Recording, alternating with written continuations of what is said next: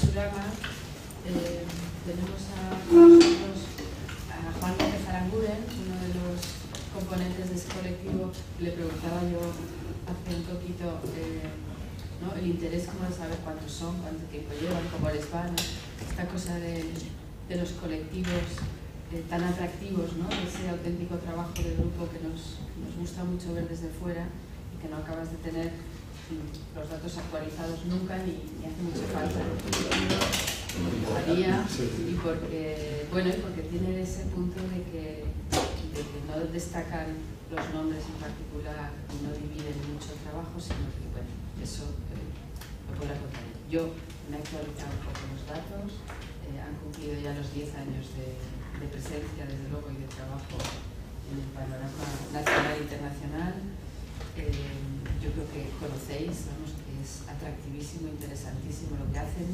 Yo creo que además, como que disteis en la clave, seguramente un poco antes de que estuviera tan claro de cuál era el tema o el concepto, el hilo argumental que podía como estar presente en la contemporaneidad siempre.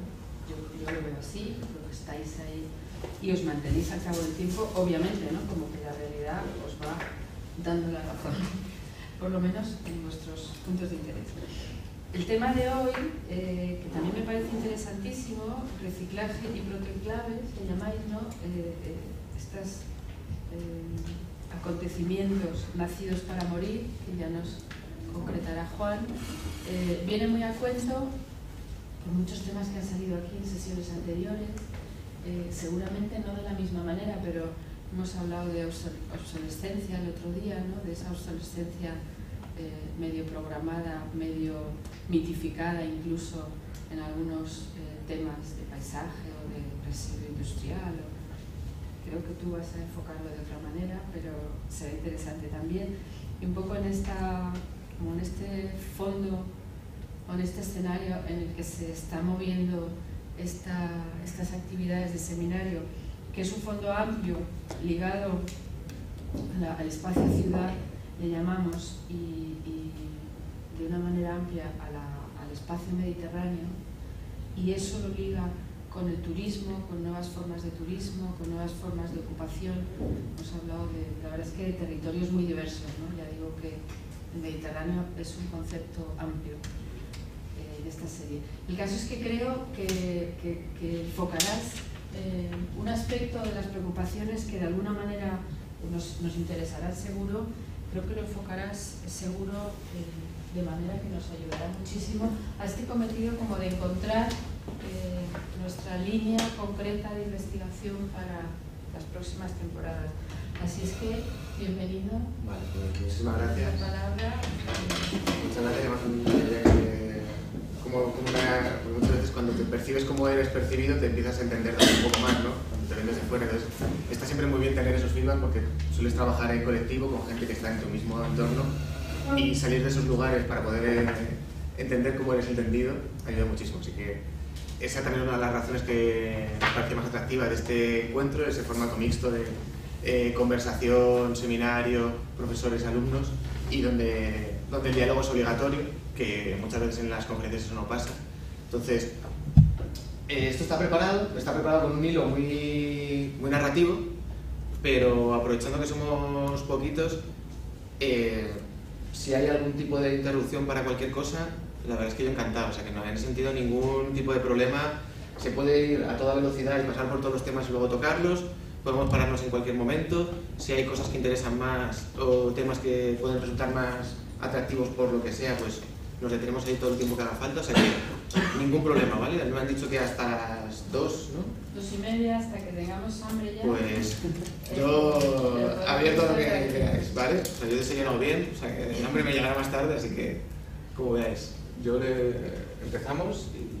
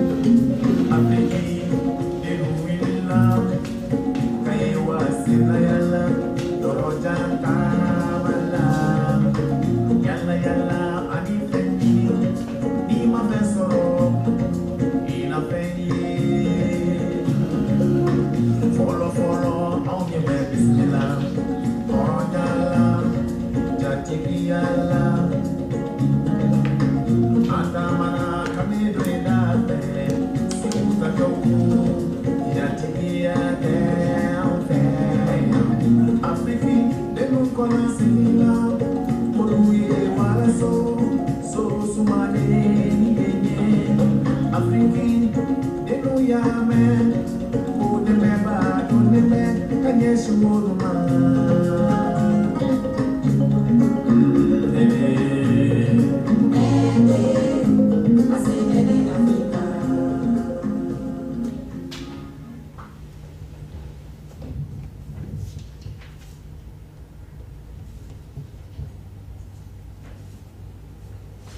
es un vídeo de prueba, ¿no? 3 minutos de vídeo en la época de YouTube es súper difícil de aguantar, me habéis aguantado bien, así que...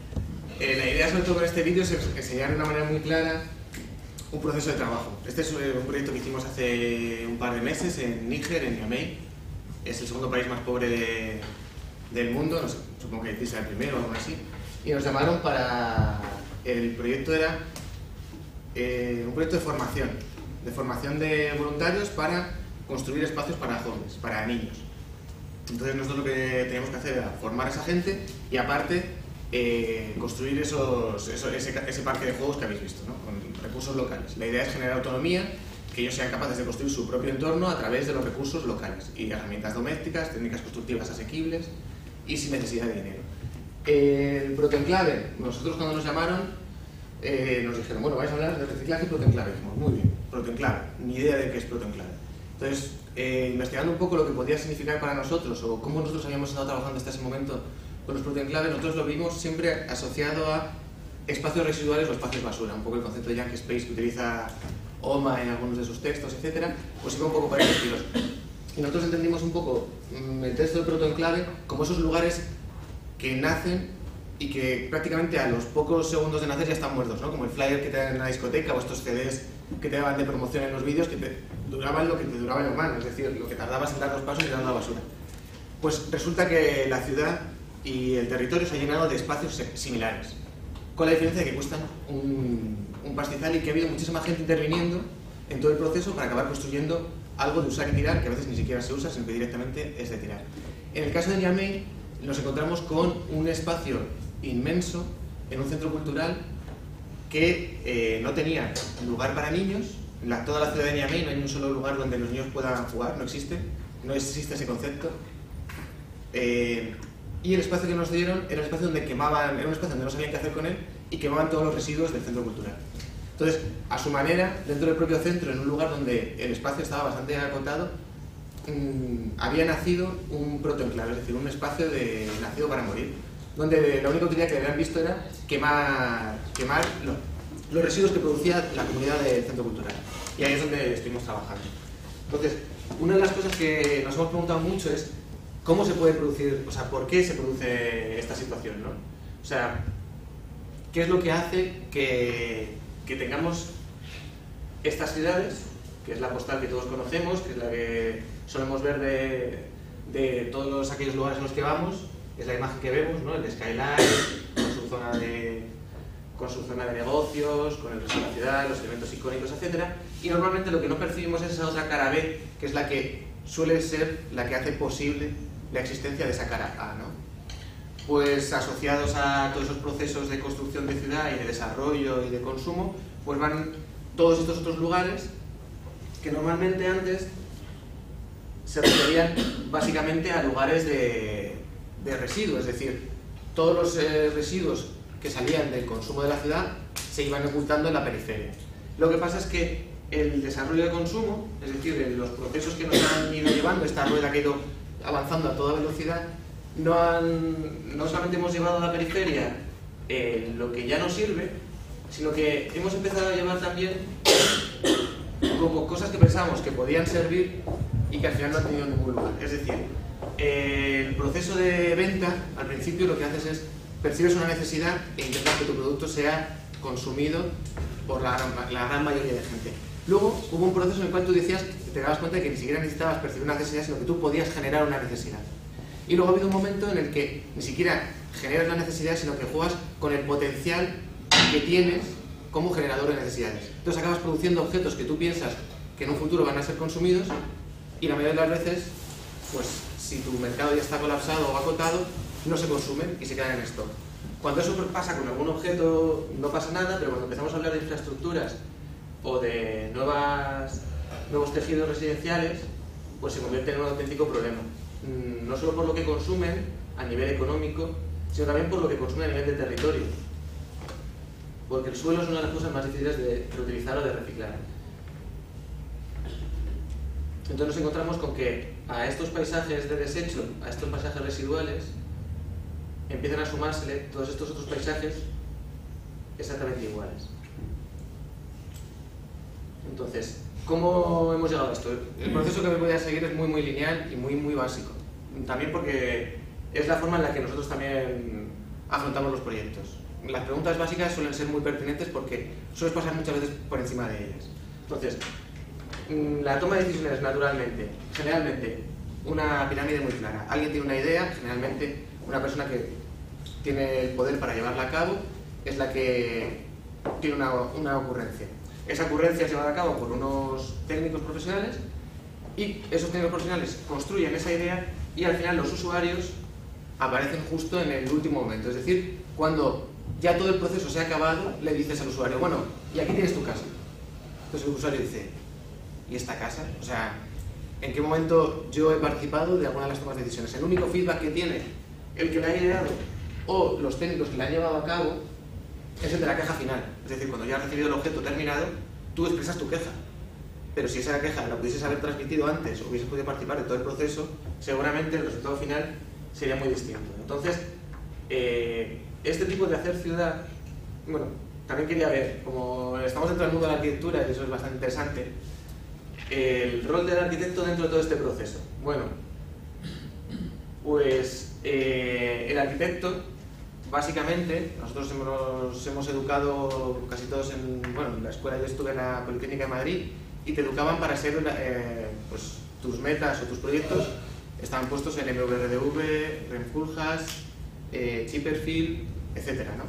Pero luego la realidad es que cuando tú sales, tú entras dentro de un mundo profesional donde básicamente acatas decisiones. Incluso el modelo de profesional que se establece, aunque tenga una gran capacidad para vender su obra y para personalizarla, no hace más que dar servicio a un sistema que funciona solo. O sea, tu capacidad para intervenir ahí viene básicamente de la de dar forma o posibilitar que las ideas que se han tomado en un lugar sean aceptadas por los que están más abajo. Entonces, es muy gracioso porque en la escuela te hablan todo el rato de esos arquitectos, pero luego tú metes tú metes arquitecto en Google y te aparecen más de 50 imágenes. Las 50 primeras imágenes son de este tipo, o sea, de este tipo o de otro que es como él, exactamente igual que él.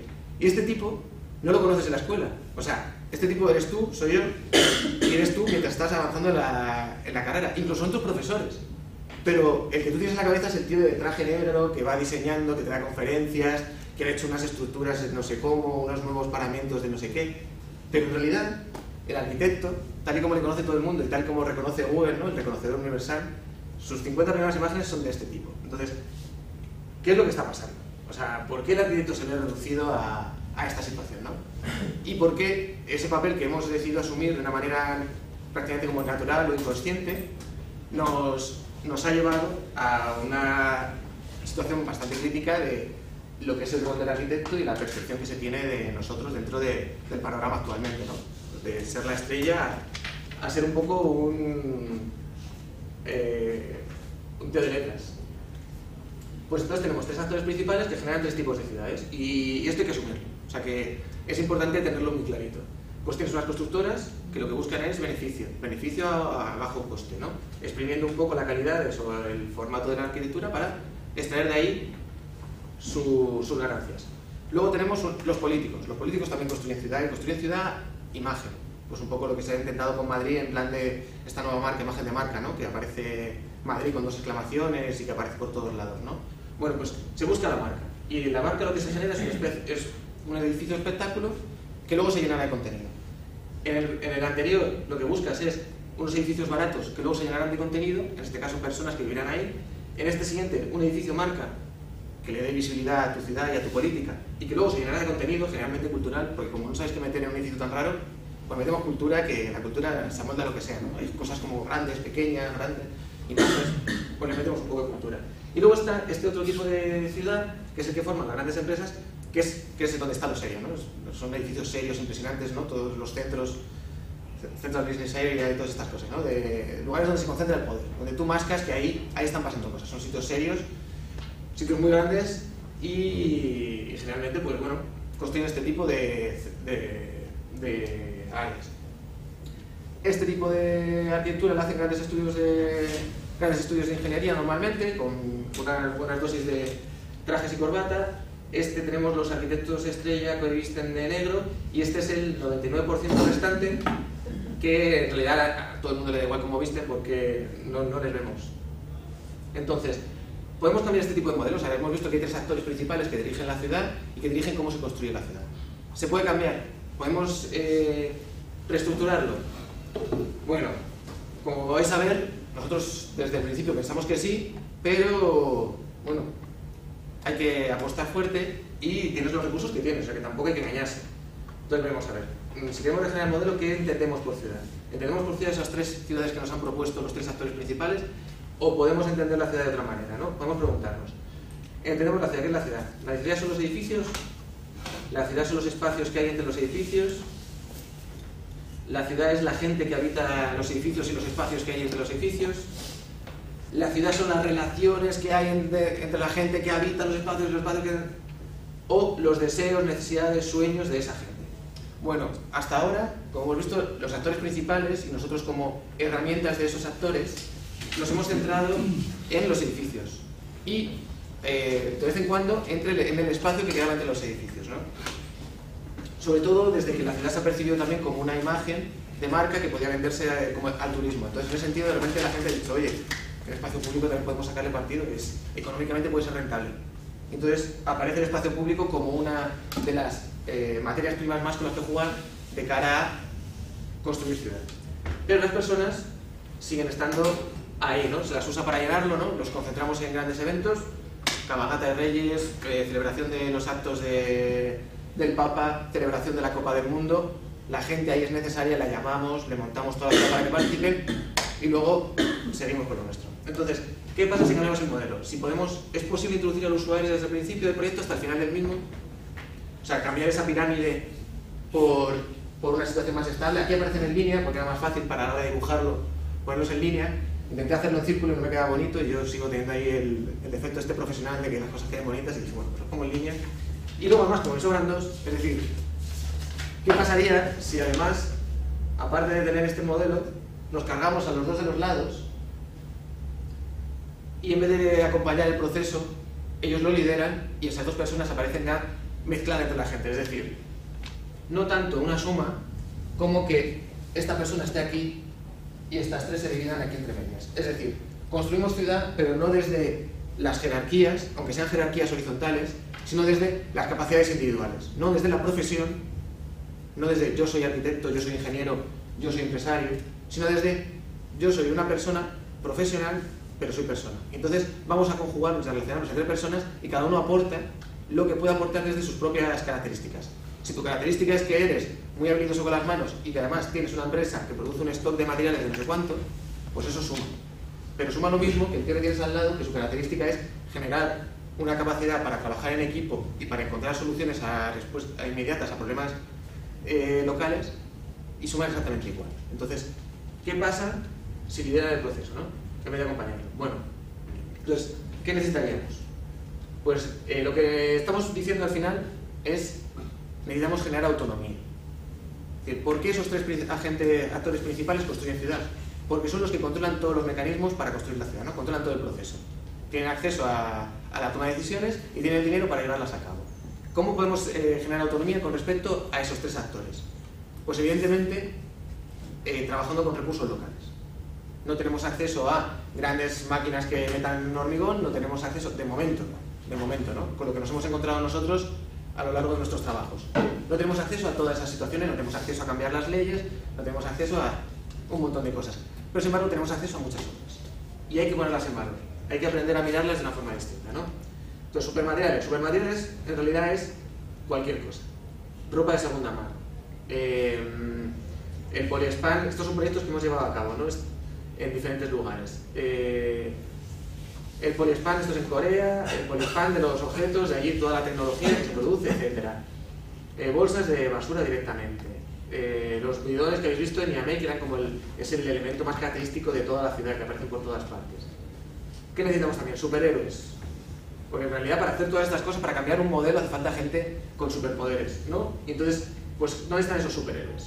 Pues los superhéroes están en todas partes. En el momento en que empiezas a escarbar un poco con el dedo, te das cuenta de que toda esa gente que tienes alrededor y que son como usuarios coñazo, es decir, gente que cuando tú terminas de hacer lo que has hecho va a venir y te va a decir, no me gusta, esto a mí para qué me sirve, te lo va a romper, lo va a pintarrajear y tú vas a sufrir.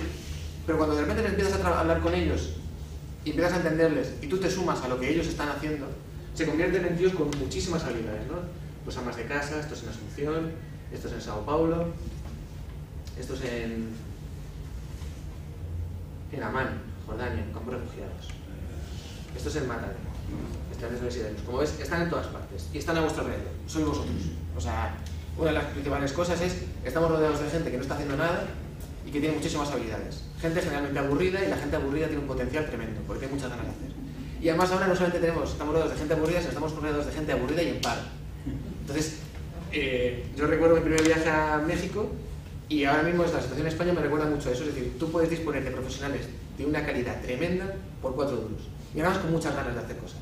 Pues no lo veas desde un punto de vista, no hay que verlo como desde un punto de vista meramente económico, de voy a exprimirlo y extraer la sangre, sino, oye, ¿cómo podemos generar algo entre nosotros? ¿No? Aprovéchalo, no lo quemes. ¿Dónde están los superlugares? ¿No? ¿Dónde están esos espacios libres que puede utilizar la gente para construir de una manera autónoma? Bueno, pues esos son los protoenclaves que hablamos al principio, ¿no? Estamos hablando de reciclaje. A mí la palabra reciclaje no me gusta mucho, prefiero reutilización, pero cogemos reciclaje que está como más asumido, ¿no?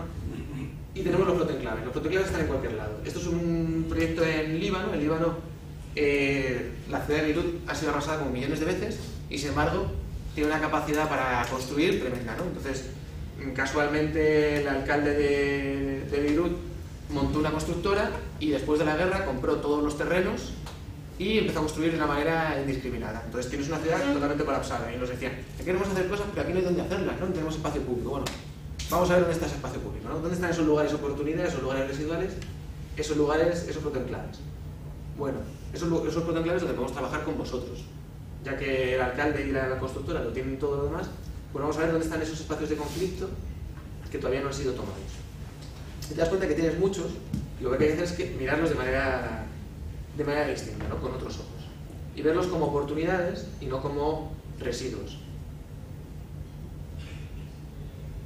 Entonces, bueno, pues todo este tipo de espacios son espacios oportunidad, son esos protoenclaves. Entonces, lo más importante para detectar supermateriales, superhéroes y superlugares es cambiar la forma de mirar las cosas. Eso es básico. Entonces, este es un proyecto que nos pidieron desde Barcelona, un festival que había, que nos dijeron, oye, tenemos un problema con la plaza del Magua. Pues está llena de skaters, es uno de los lugares más céntricos y más turísticos de la zona, y los vecinos están hasta los huevos de los skaters ocupan toda la plaza, y tenemos problemas con los turistas, con los propios trabajadores del museo, y queremos que resolváis esa situación. Y nos dieron 1.000 euros. No, ningún problema, 1.000 euros, perfecto. Es una locura, ¿no? Entonces tú te pones a estudiar la plaza del Magua y dices, ¿por qué están los skaters aquí? ¿No? El problema, al parecer, el conflicto que son los skaters. Todavía te lo han dicho, los skaters son el problema, y tú dices, los skaters son el problema. Y dices, ¿por qué están aquí los skaters? Y es un suelo que desliza muy bien, con muy pocos ornamentos urbanos, los pocos que hay son pues estas barandillas donde te puedes deslizar, tienes como rampas, o sea, un sitio que dices, mira, esto es una gozada por un skater, y dices, vamos a joder al skater. Es decir, pues, ¿que desliza? Pues vamos a meter bandas que impidan o que acoten la parte que desliza. ¿Que no hay objetos, no sé? Pues vamos a meter objetos que permitan, ¿no? Como vamos a acotar a los skaters para que el resto de seres humanos normales, que no tienen ese superpoder que es el de deslizarse a toda velocidad con un bicho, lo puedan usar. Y lo dijimos, pero bueno, o sea, precisamente el valor de esta plaza es que tiene todas esas características, que no tiene ninguna otra plaza en la ciudad. Entonces, ¿vamos a cargarnos esas características en lugar de aprovecharlas? Dices, ¿por qué no en vez de acotar a los skaters convertimos a todos los ciudadanos en skaters, ¿no? A todos los usuarios de la plaza en skaters? Y dices, bueno, pues mi madre a lo mejor no quiere ser skater, ¿no? El turista de turno que viene para acá no le interesa en absoluto montarse los patines. Podemos hacerlo de otra manera. O sea, ¿qué es lo que necesitas? Necesitas ruedas. Los skaters básicamente es gente que se desplaza a otra velocidad. ¿Por qué no igualamos la velocidad a la que se desplazan las personas, ¿no? Entonces, tenemos unos recursos que son los que son, tenemos un conflicto que es una oportunidad en realidad. Y entonces decimos, pues vamos a coger muebles de segunda mano, muebles que la ciudad y que los ciudadanos de Barcelona están tirando a la basura, que están en perfecto estado, vamos a trabajar con ellos de una manera creativa y nos vamos a poner ruedas.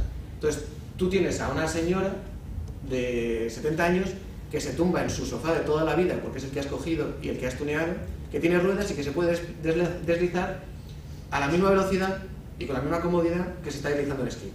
Entonces tú ya empiezas a generar un nuevo mobiliario urbano totalmente distinto al que la gente está acostumbrada, pero muy familiar a la vez, por todo ese carácter doméstico que tiene ese mobiliario urbano. Entonces, es un experimento, evidentemente. Entonces, claro, llega un momento en el que tú construyes eso. Nosotros construimos esto con unos amigos nuestros que sabían hacer muebles mucho mejor que nosotros, y aprender de ellos. Dices, oye, queremos trabajar con vosotros, que son muy creativos, nosotros estamos todavía empezando en todo esto del tuneo de muebles, veniros para Barcelona y la montamos juntos. Entonces, se convierte en una experiencia divertida, no te gastas ni un duro, y luego pues tú eso lo has construido en un taller y lo tienes que llevar a la Plaza del Marva. Entonces tú lo puedes llevar metiéndolo en una furgoneta, quedando en una furgoneta, o dices, oye, le hemos puesto ruedas, ¿no? Nosotros somos colegas, ¿qué es lo que te apetece realmente, ¿no? Sacas un poco el niño ese que tienes dentro y dices, pues lo llevamos nosotros, ¿no? O sea, ¿por qué no convertir eso en parte del proceso? Entonces tú lo que haces es llevar esos mobiliarios que acabas de crear hasta ese lugar. Entonces estás generando también una acción dinámica, estás testeando las posibilidades del mueble y las posibilidades que tiene la ciudad para asumir un tipo de mobiliario distinto. Entonces, y de una manera más lúdica, es decir, no supone un esfuerzo. Solemos asociar profesionalidad a seriedad, de una manera un poco absurda o heredada, o a lo mejor en su momento tenía un sentido, pero ahora no lo tiene. Es decir, tú puedes disfrutar mucho de tu trabajo y tu trabajo sea muy bueno. Es más, una persona que disfruta de su trabajo generalmente trabaja mejor.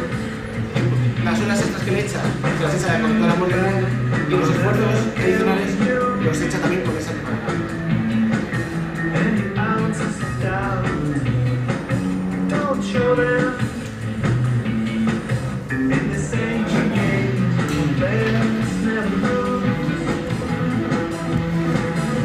¿Y esto qué te permite también trabajar con este tipo de materiales? Experimentar.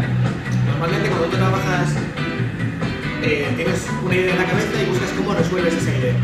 Yo me acabo de pensar en una silla y lo que pienso es como en el material, la forma, etc. Y todo eso está en mi cabeza y el problema es cómo lo construyo. Pero si te haces el proceso inverso, es decir, trabajas con el material y a partir del material empiezas a entender las propiedades, las características de ese material y ves qué puede salir de ahí, ahí es donde aparece lo inesperado, donde te sorprendes a ti mismo y donde la creatividad invade todas las parcelas de lo que estás llevando a cabo. Entonces, mobiliario urbano que se este es el lugar, ¿no? La gente usando el espacio, ¿no? De repente mezclado con los skates con la gente allí. Este proyecto fue menos de un mes, fueron 3 semanas, una semana y 3 semanas el proyecto. Entonces, ese mobiliario urbano es muy difícil que a ti se te ocurra. Es decir, por muy genial que tú seas, es muy raro que puedas diseñar todos esos prototipos. Y luego construirlos es muy caro, porque tienes que hablar con alguien que sea capaz de construir de manera individualizada y no seriada. Pero cuando trabajas con materiales residuales y cuando trabajas con gente que no tiene nada que ver contigo, las ideas se mezclan y los propios materiales te dan otras oportunidades. Tú ni siquiera sabes cómo va a salir. No estamos acojonados, es decir, puedes meter eso y que no lo use nadie.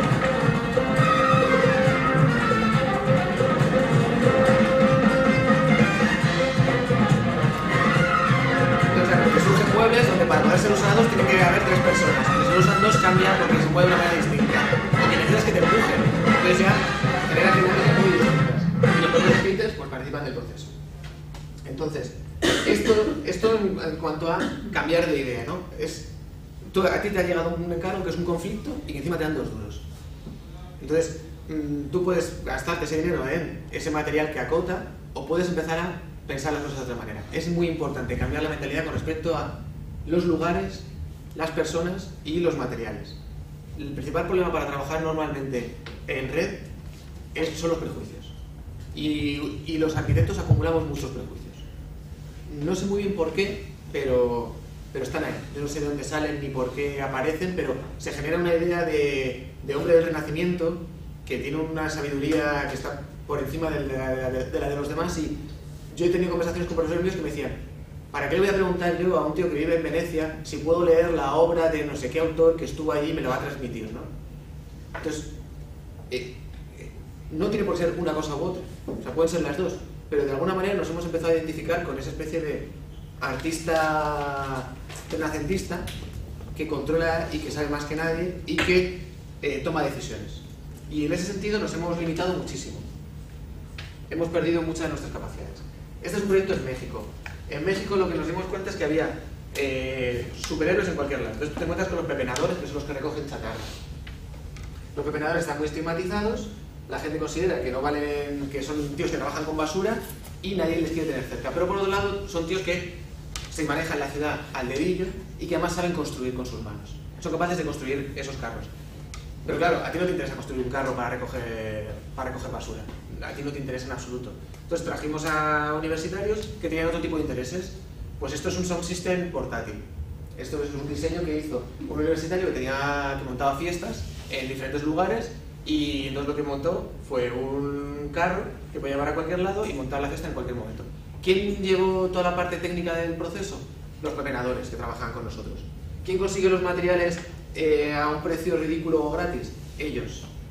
Entonces, es una forma también de reivindicar esa otra a las personas. Es decir, tú hasta ahora no habías percibido el valor que había en esta persona, tú lo único que percibías era una persona que trabaja con residuos.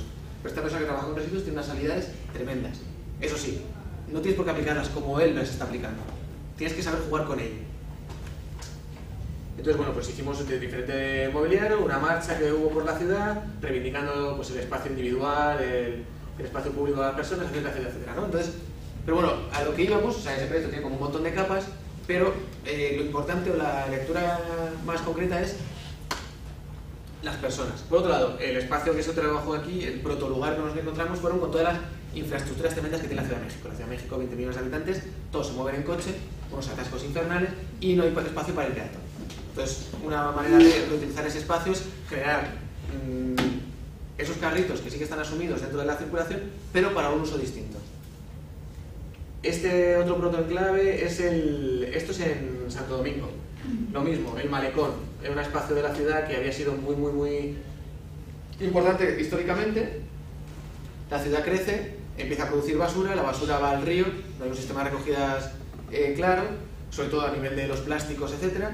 Una isla tiene siempre esos problemas, son autosostenibles hasta que introduces un elemento que dura a lo mejor 1000 años antes de que desaparece. Y entonces ahí la isla empieza a sufrir. En este caso son sobre todo plásticos, botellas de plástico, etc. Se ensucian, se abandonan, aparece la inseguridad. Entonces, ¿qué materia prima tenemos? Tenemos las botellas de plástico, que son como el origen del problema, bueno, el origen, la visibilización del problema. Entonces, vamos a utilizarlas para cualificar ese espacio de otra manera y darle actividades a ese espacio que estaba abandonado hasta ese momento. Entonces, tú lo que has generado es, con el material prima, que en un principio era el problema porque es el que está en las playas, lo utilizas para generar un espacio que luego pueda albergar actividades de una manera atractiva y visibilizas además el problema. Pero no lo visibilizas desde la culpa y desde chavales que estáis haciendo, que estáis tirando las playas de mierda, sino de, oye, podemos hacerlo desde la creatividad y que la reflexión nazca desde una parte más propositiva y proactiva. Tú no le estás responsabilizando y no es así como atraes a las personas, sino que a través de un discurso más creativo la gente acaba llegando a ese resultado. Y no es esta visión como un poco egeística clásica, ¿no? De somos culpables, hay que cuidar el planeta. Es verdad, somos culpables, hay que cuidar el planeta, pero lo puedes decir de muchas maneras y la gente aprecia mucho más si lo haces desde la creatividad y desde lo lúdico que si lo haces desde la culpa y desde la culpa, ¿no? Este concepto tan grande y tan tremendo que nos han metido. Otro espacio, espacios basura, espacios oportunidad, protoenclaves, Asunción, lo mismo proceso que en la mayoría de los lugares que se acaban abandonados, ¿no? Esto era un puerto, dejó de tener sentido el puerto como lugar de intercambio de mercancías, se abandonó, se convirtió en un espacio abandonado y inseguro. Entonces apareces tú con una mirada nueva, recorres la ciudad y dices, oye, pues este puerto es increíble, tiene un atardecer maravilloso. ¿Cómo podemos intervenir? Bueno, pues trabajamos con los materiales del puerto, que son los de carga y descarga, en este caso palets, y con arquitectos y estudiantes que trabajan en ese lugar. Entonces, intervenciones mínimas, de bajo presupuesto, situaciones constructivas muy asequibles, técnicas que relacionas a ese momento y actividades paralelas para demostrar que ese lugar se puede utilizar. Intervenciones muy puntuales que recuperan un espacio o que lanzan pequeñas ideas de cómo se puede recuperar y sobre todo porque trabajas y te sumas a inercias ya existentes. Ya existía gente que trabajaba con pales, ya existía un lugar que se suponía que era un problema, ya existía una necesidad que era los espacios públicos de relax o de ocio.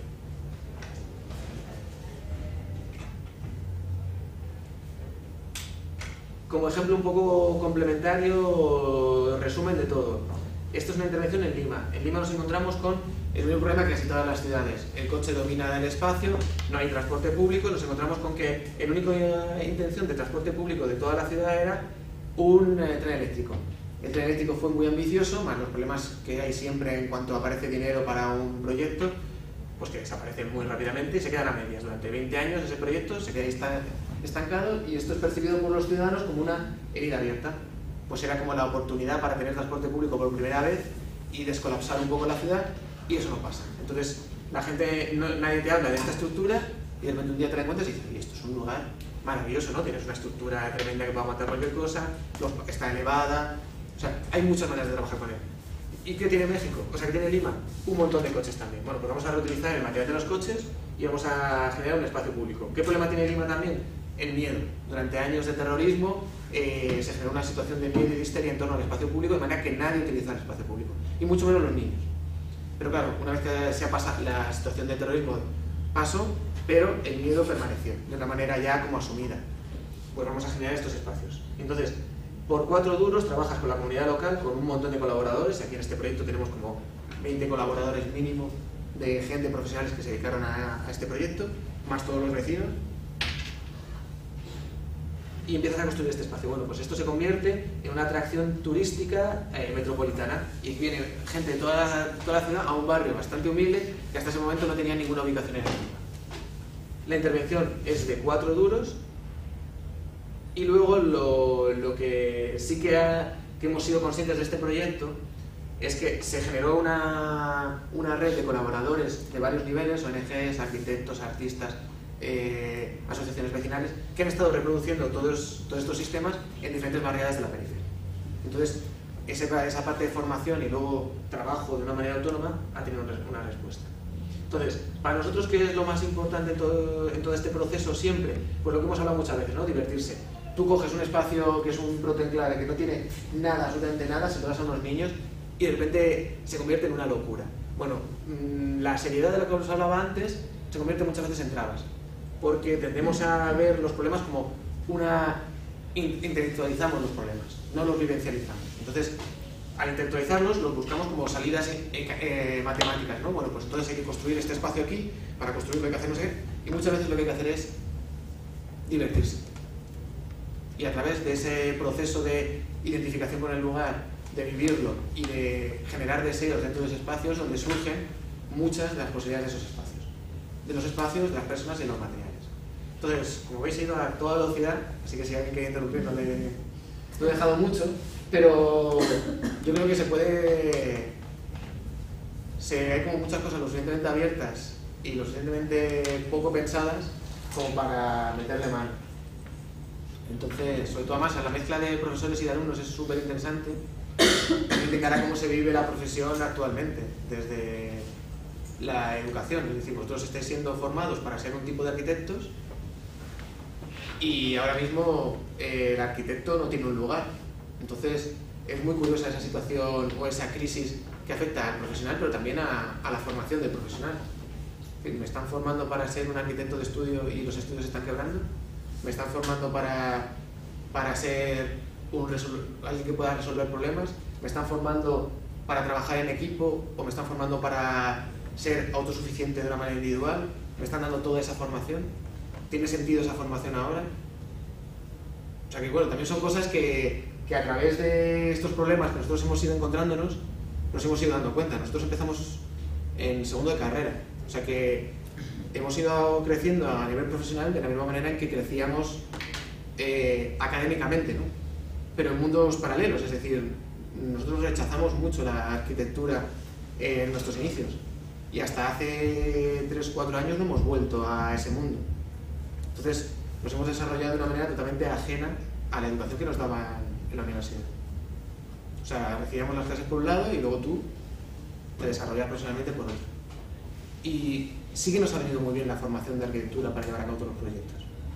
Pero ha habido ahí un filtro o una decantación de esa formación a través de los deseos, hacia la profesión. Entonces, yo creo que puede ser interesante pelearse un poco. Sobre esto que has dicho ahora. O sea, está claro, y además, de hecho, digamos, los sistemas educativos y las sociedades abiertas pues permiten integrar fácilmente las novedades, ¿no? Es decir, nosotros desde muy pronto pues empezaron a llamar también para formación. Es decir, de hecho, aquí habéis venido varias veces, talleres, pues enseñar algo muy obvio a alumnos, en este caso variables, ¿no? Era un tema con alumnos de la arquitectura y arquitectura.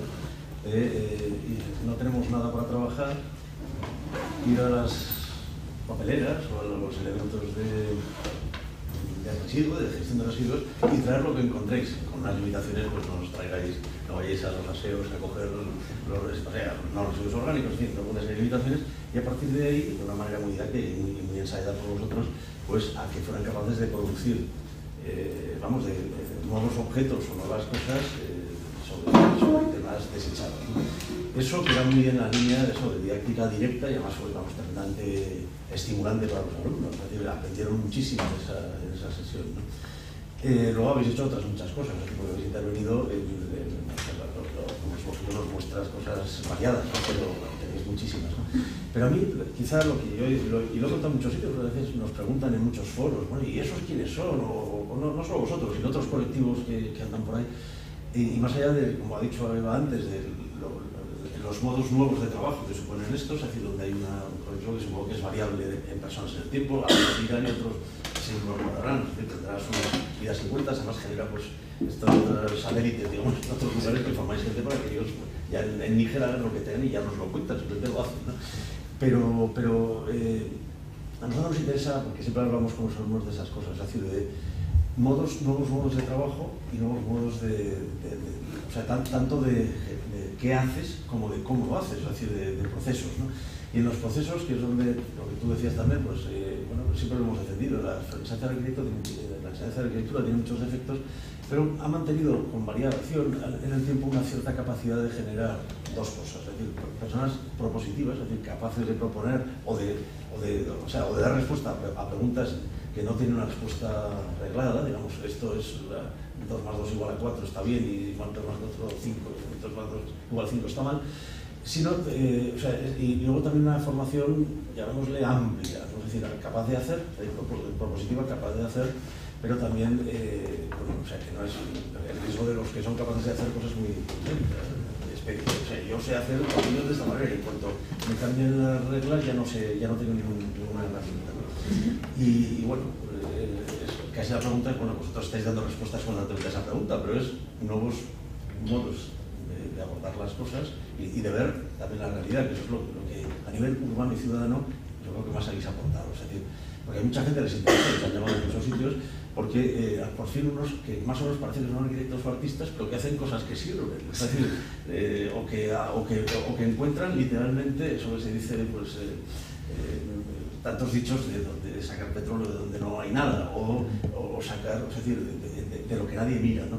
Y en ese sentido yo creo que también vuestro trabajo ha hecho ver otras cosas, narrar, simplemente que la sociedad y las personas vean las cosas de otra manera y también ver otros momentos o lugares de cosas que se pueden hacer, ¿no? Otros momentos como estos. Vosotros empezasteis antes de la crisis, pero la crisis os ha dado la razón en muchas cosas y os ha dado, si queréis comentar algo. Bueno, sí, un montón de cosas. Ahí una parte es, nosotros empezamos en un momento en el que todos nuestros compañeros de clase trabajaban en estudios de arquitectura, algunos de ellos en estudios de arquitectura muy conocidos, ¿no? Y tú veías a tu compañero que trabajaba con Perrol, a otro que estaba en Nueva York, no sé dónde, y estaban desarrollando esos proyectos. Y todos ellos ganando dinero, que en aquella época se ganaba dinero, desde segunda carrera tú podías ganar dinero. Y nosotros estamos con los proyectos estos de Basurama y demás. Y nuestros padres nos decían, lo hablábamos antes, ¿no? Los padres nos decían, ¿qué estás haciendo, hijo mío? Tú que ibas a ser arquitecto, trabajando con basura cuando tus compañeros están en grandes estudios consiguiendo dinero, ¿no?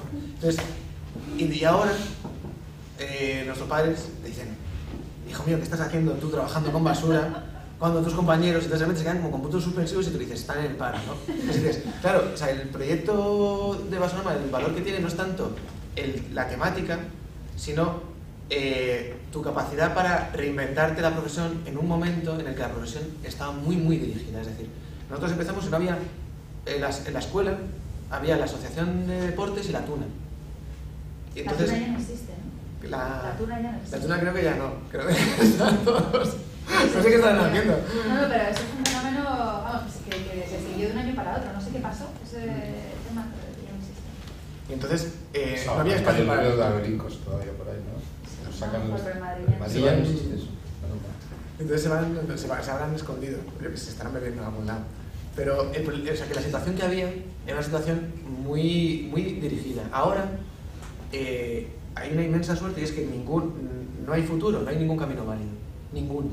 Entonces, puestos a elegir un camino, qué mejor que elegir un camino que nace de lo que tú quieres hacer, de lo que tú quieres ser.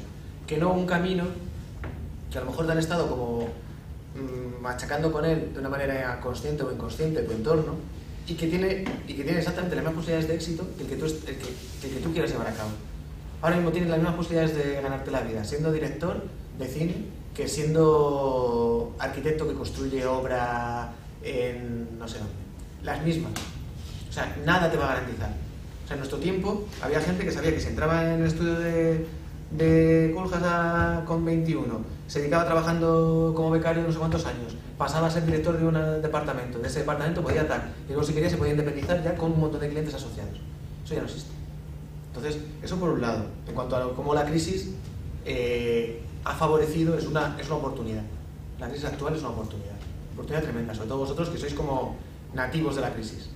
No habéis vivido la época de bonanza y de repente os habéis quedado en pelotas, sino que vosotros ya estáis en pelotas, así que os tenéis que buscar las castañuelas, ¿no? Las castañas. Luego, otra cosa, la escuela te enseña mucho a responder a preguntas. Y eso es una cosa que nosotros hemos valorado muchísimo en todos los proyectos. Pero no te enseña a cuestionar las preguntas. O sea, a ti en la escuela te dicen, tu proyecto de este curso va a ser construir una torre de viviendas en el delta del Ebro. Y tú vas a construir la mejor torre de viviendas en el delta del Ebro. Pero no vas a preguntarle a decirle a tu tutor o a tu profesor qué pinta una torre de viviendas en el delta del Ebro. He pensado que la mejor solución es no construir. O que es cambiar el emplazamiento. O que no podemos hacer esto. Que no se puede construir de esta manera. Eso no te lo enseñan. Te enseñan a dar respuesta, pero no te enseñan a generar preguntas. Entonces tú al final vas a hacer el mejor proyecto del mundo, pero vas a hacer lo que te han dicho que tienes que hacer. No vas a no hacer. Entonces eso es muy importante también dentro del proceso de formación. Ser capaz de generar cuestiones y que la persona que te está formando sea capaz de entender esas cuestiones no como una rebeldía o una falta de respeto, sino como un cuestionamiento natural que hay que aprovechar para entender si los trabajos y los proyectos que se están planteando tienen sentido o no. Una de las cosas que nos ha pasado como profesionales es que hemos dicho que sea todo. Hay que construir en la periferia, construyamos la periferia. Hay que hacer un rascacielos en San Chinarro, construimos un rascacielos en San Chinarro. Yo lo hago, lo voy a hacer genial y va a tener espacio público. ¿Es necesario ese espacio público en San Chinarro? ¿Es necesario ese rascacielos en San Chinarro? Tú puedes generar una crítica para quién estás trabajando, hacia quién va destinada tu arquitectura, a quién estás poniendo al servicio de quién estás poniendo tus capacidades. Bueno, ¿qué ha pasado? Pues nosotros lo hemos ido poniendo de una manera natural. Yo no busco culpables ni entiendo los procesos desde la culpabilidad, sino desde la responsabilidad. Pero haber asumido tantas decisiones de una manera acrítica nos ha llevado a un colapso por un lado, del proceso de construcción y por otro lado, a un colapso también de la percepción que tiene el tío de a pie de lo que es un arquitecto. Igual que pasa con los políticos o con los periodistas, pues las profesiones en sí mismas ya no son válidas, porque nos las hemos cargado, a base de no cuidarlas. Entonces, ahora ya no es que porque seas maestro, porque seas arquitecto o porque seas doctor, la gente, o piloto de avión, la gente te va a respetar. La gente va a respetar a las personas que son capaces de respetarse a sí mismas y ejercer su profesión desde esa dignidad. Entonces, el arquitecto ha perdido la dignidad como profesional, desde la solución muchas veces de procesos que venían dados, y por no centrarse en los usuarios, los destinatarios de lo que estaba llevando a cabo.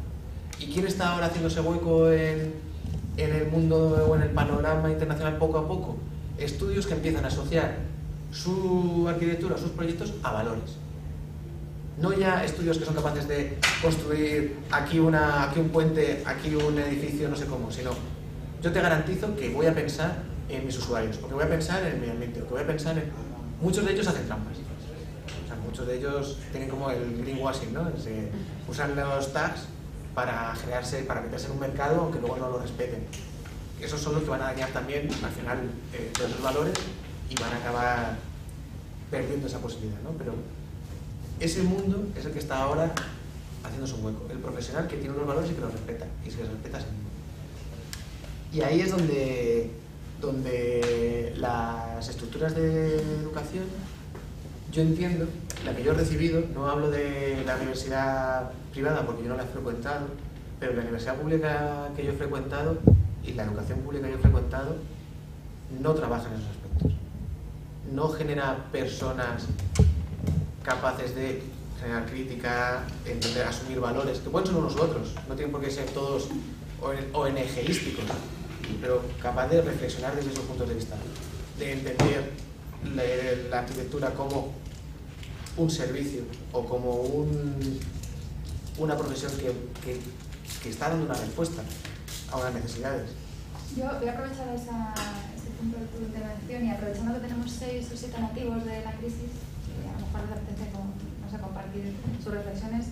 Yo tenía otra pregunta, bueno, me interesa mucho a lo mejor cosas que me has contado sobre vuestro sistema de trabajo, porque aparentemente has venido tú en representación de ese colectivo, da la sensación de que son procesos muy abiertos, como muy, la palabra improvisados muchas veces y tal, pero estoy segura que hay una estructura de trabajo clarísima en el estudio, tenéis un trabajo de gabinete, vosotros sois, no sé cuántos sois, 8 o 10 personas en un estudio, probablemente tenéis incluso asignadas algunas tareas, hay gente que se le da mejor alguna cosa y tal. Pero de eso no voy a hablar porque creo que es una oportunidad, antes de que el hambre se apodere de alguno de ellos, que se vayan, porque yo acabo de tener un viaje con mis estudiantes y he vuelto preocupadísima porque me da la sensación de que esta situación de crisis, lejos de propiciar esta actitud de la que estás hablando tú, digamos, propositiva, posibilista y tal, está empujándolos a pensar de una manera mucho más directista en que se quieren especializar. Entonces yo tengo como 3 o 4 alumnos ya con una especie de perspectiva a medio y largo plazo del futuro profesional, están en una especialización inmediata, radical, en, yo qué sé, en arquitectura de espacios comerciales, no sé qué. Entonces yo esa pregunta la hago a vosotros, o sea, ¿cuál es vuestra perspectiva? ¿Qué estáis pensando hacer? ¿Cuánto miedo os da esto de la crisis? O cuánto, a lo mejor no os da nada de miedo, estáis como encantados. ¿Qué planes tenéis? Yo creo que es una invitación la de que haya venido este señor a contar estas cosas. ¿Cuántos de vosotros habéis trabajado en un estudio de arquitectura hasta la fecha? ¿Y vuestro trabajo era... ¿Cuál era vuestro trabajo? Alejandro. Delinear. Yo delinear y visita de obra, pero eso como favor. ¿Era un trabajo remunerado? ¿Cuántos teníais remuneración en el trabajo? 4. Cuando habéis terminado el trabajo, la sensación de haber crecido profesionalmente. Que haber crecido en la lucha, en cualquier caso. Un poco. No. Moral. Y personalmente, el rollo de pues ahora soy más responsable, soy más capaz de dar respuesta a no sé qué, o trabajo en equipo. Generas una responsabilidad que al final cumples, entonces pues si tienes una realización, sí. ¿Los trabajos eran especializados? O sea, ¿eran grupos de trabajo, por ejemplo, te reúnes con el de la estructura, con el que lleva el espacio público, no sé qué? ¿O todos respondíais un poco a todo? Un poco a todo. Por ahora no estoy respondiendo mucho, ¿eh? Sí, yo quería ampliar un poco alguna cosa que tú hacías. Vamos a ver, yo creo que todo es un tema de cuotas, ¿no? A mí me parece que el planteamiento que estáis haciendo y yo no sabría decir cuántos profesionales en el mundo del instrumento en España están en la onda como estáis vosotros. Yo tiendo a caracterizarme a mí mismo por ser moderadamente optimista, porque si no es que me muero en esta vida. yo creo que este perfil vuestro, que yo le llamaría, desde el mejor sentido de la palabra, absolutamente renacentista, en el buen sentido de la palabra, en el sentido de que coincido en eso con lo que dices tú, sois mucho más serios de lo que gente frívola puede pensar que sois, ¿no? O sea, trabajáis con el arte, trabajáis con el proyecto, trabajáis con la tecnología, que me imagino que os preocupáis de que esos niños cuando se cuelgan de la cuerda no se pinchen o no se maten, ¿no? Trabajáis con la sociedad, o sea, trabajáis, pues, arquitectos renacentistas, pero vamos, y además metidos en lo social, ¿no? Yo quiero pensar que no sois ejemplos muy extraños, ¿no? Hay un montón de gente que participamos de alguna manera, o sea, que nos sentimos sensibles con esa manera de entender las cosas. Lo que no sé efectivamente es los alumnos en las escuelas cómo ven esto, ¿no? Eso que tú dices de la especialización, tampoco me preocupa que haya gente que quiera especialidad de centros comerciales, no lo hacen ni uno, pues, pero lo que quiero decir es que también es un problema, como la arquitectura misma es un problema de permeabilidad, ¿no? Cantidad de cosas que te estás contando aquí podrían ser de arquitectos o tendrían que ser ingenieros, de maestros, de filósofos, de periodistas y de todo eso. Entonces me preocupa más como problema social y no necesariamente ligado, aunque me parece muy interesante todo lo que se cuenta como arquitecto, me parece mucho más interesante lo que tiene como revulsivo social y filosófico y político. Bueno, por ahí quería un poco solo poner esa anotación. Yo quería hacer un par de preguntas más. ¿Cuántos de vosotros queréis trabajar en un estudio cuando terminéis la carrera? ¿Queréis? En un estudio de arquitectura. ¿En un estudio o en su propio estudio? En un estudio. En uno, o sea, en uno de mayores. Sí. No sé. Sí. ¿Y cuántos de vosotros pensáis que vais a conseguir trabajo cuando terminéis la carrera? En España no creo. ¿Y fuera? Yo sí que tengo esperanza de esto. ¿Y en algún momento habéis pensado en montar, o sea, en desarrollar otro tipo de modelo de negocio que no sea el de montar un estudio, ser arquitecto a sueldo o algo así?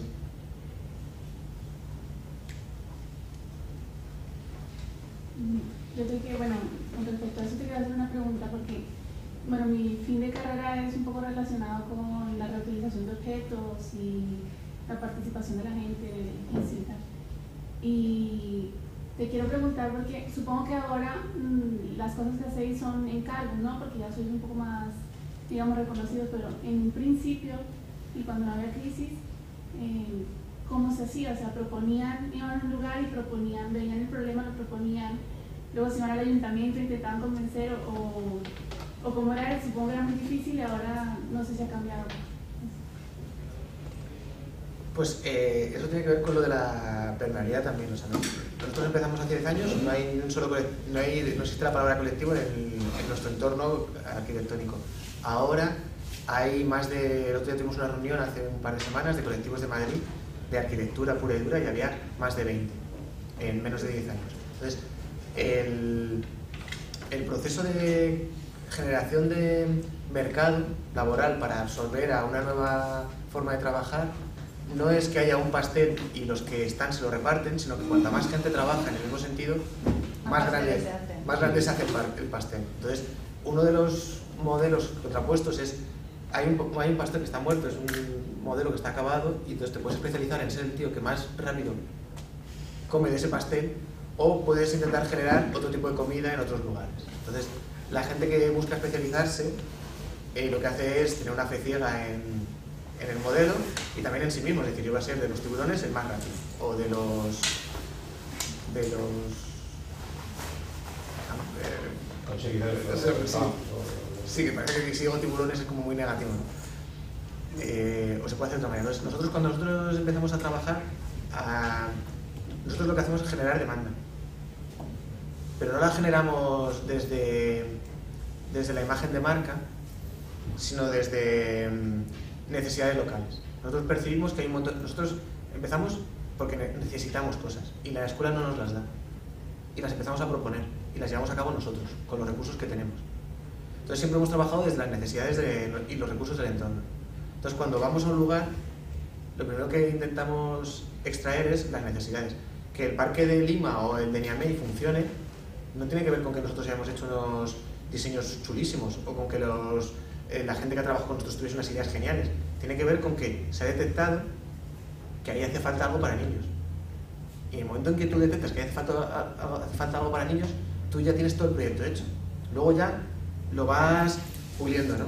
Y la tecnología y los medios lo vas adaptando. Pero eso es lo más importante. Entonces, cuando nosotros nos llaman, lo que hacemos es, te presentas, tú llegas a la Casa Encendida y dices, oye, yo creo que aquí se podría llevar a cabo este tipo de iniciativas porque no están teniendo cabida y porque toda la parte de concienciación medioambiental que estáis llevando a cabo está consiguiendo un efecto contrario. Vosotros vendéis el medio ambiente como hay que salvar el planeta. Y todas las conferencias, las actividades y las dinámicas que se llevan a cabo es desde la culpa y la ONG. Nosotros proponemos transformarlo en participación, en creatividad, que este espacio sea un espacio abierto, que la gente pueda venir aquí a trabajar, que se use este espacio para trabajar, que la exposición no sea estática. O sea, nosotros no llegamos... De todas maneras, yo creo que lo que te preguntaba antes de que te llamaran Sí. para hacer algo, porque ya os llaman, cuando no te llamaban, tú te plantabas en un sitio y decías... Exacto, la Casa Encendida es eso. Generabas la demanda. O sea, La Casa Encendida es... A mí no me llamó la Casa Encendida para ir para allá. Nosotros fuimos allí y le planteamos esta posibilidad. Con la... Pero lo que te contabas es salirte del extremo y ponerte en el medio de la gente. Sí. Buscar el... Nosotros vimos que la Casa Encendida estaba abriendo hacía poco y que no estaba dando estaba dando unas respuestas obsoletas cuando ellos eran un centro innovador. Entonces tú te acercas ahí y dices, oye, yo creo que esto se puede hacer de otra manera. O sea, llamas a la puerta. Yo creo que esto se puede hacer de otra manera. Tengo experiencia de 3 años en mi universidad y te propongo esto. Y tienes la suerte de que en ese momento encaja y a partir de ahí, pues, todas esas ideas que tienes las vas llevando a cabo. Y cuando ya las has llevado a cabo, te llaman. Oye, he visto que hacéis una exposición, ¿podéis repetir la exposición aquí? Te llama UGT. Tú dices, hombre, más que repetir la exposición, tú tienes una central que es un de oficinas y quieres que allá llevamos la exposición. ¿Por qué no me enseñas tu trastero? ¿Por qué no me enseñas todos los materiales que tiráis a la basura? ¿Por qué no me enseñas con qué trabajáis? Entonces ellos te enseñan todo con lo que trabajan y tú dices, pues con esto vamos a montar un espacio de intercambio. Entonces el arquitecto lo pone muy bonito, le das todo eso y de repente el mismo tío que estaba tirando la silla porque no le estaba bien para trabajar en la oficina, cuando se la pones en otro espacio gratuita, se la lleva a su casa. Entonces, la demanda que te habían llamado era para hacer una exposición. Tú lo que has pensado es que era más interesante transformar esa demanda en otras circunstancias. Entonces, a ti te piden una cosa, pero tú dices, a lo mejor lo que tú me estás pidiendo no es lo mejor que yo te puedo dar, ni lo mejor que tú puedes obtener, ni lo que necesitas en este espacio. Entonces, así es un poco como hemos funcionado siempre. La demanda la vas generando también educando al cliente, pero no educándole al cliente para que acepte lo que tú le propones, sino educando al cliente para que entienda qué es lo que necesita. Oye, ¿pero qué necesitáis? Y entonces te reúnes con él y vas dando una vuelta, te enseña el lugar y de repente le empiezan a preguntar ¿y cuánta gente lo hace? ¿Y este espacio lo usáis? ¿Y este no? ¿Y qué os gustaría? ¿Os gustaría que hubiese aquí un espacio de encuentro? ¿Os gustaría que hubiese un espacio de...? Cuando hacéis exposiciones la gente viene ¿por qué? Por el ágape. A lo mejor... Entonces, a raíz de entender al cliente y que el cliente se vaya entendiendo a sí mismo, tú puedes plantear una respuesta mucho más precisa. Y ahora, por ejemplo, seguimos haciendo eso. Nosotros nos acercamos al Instituto Cervantes y le proponemos una cosa. Nos acercamos al barrio de no sé qué sitio y le propones una cosa. Yo creo, que no sé si nos dais cuenta o si nos damos cuenta, creo que en realidad lo que tú estás contando, más allá de los proyectos concretos que son fascinantes, es una actitud verdaderamente revolucionaria, creo yo, y que parece fácil, contada así por ti, parece fácil, pero o sea, yo creo que primero hay una profundísima darle la vuelta no solamente a la manera de trabajar, a los productos que generan, a los proyectos que piensan, sino hay una capacidad crítica de interpretar la realidad de otra manera.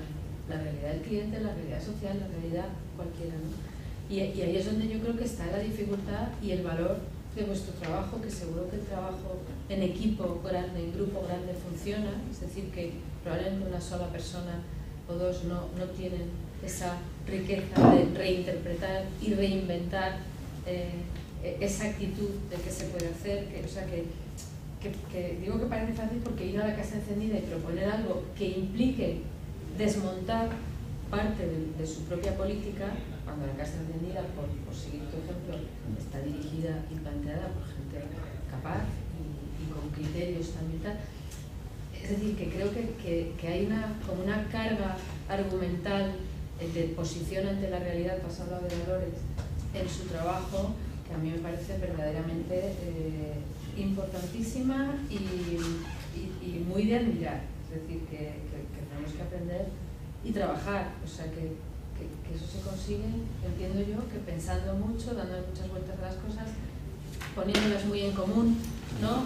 Y obligándose a evitar esa posición cómoda y muchas veces inconsciente incluso de dar por hecho cantidad de cosas que nos rodean y maneras de pensar a las que estamos tan acostumbrados y no sabemos bien cómo enfrentar. Y uno esto, si me llega la voz, para hacerte una pregunta, porque vuestras actuaciones, parece claro en cada caso que cuentas y en la manera de contar el trabajo, que adquieren valor en sí mismas, como que se defienden por sí mismas, ¿no? Con todo lo que has explicado.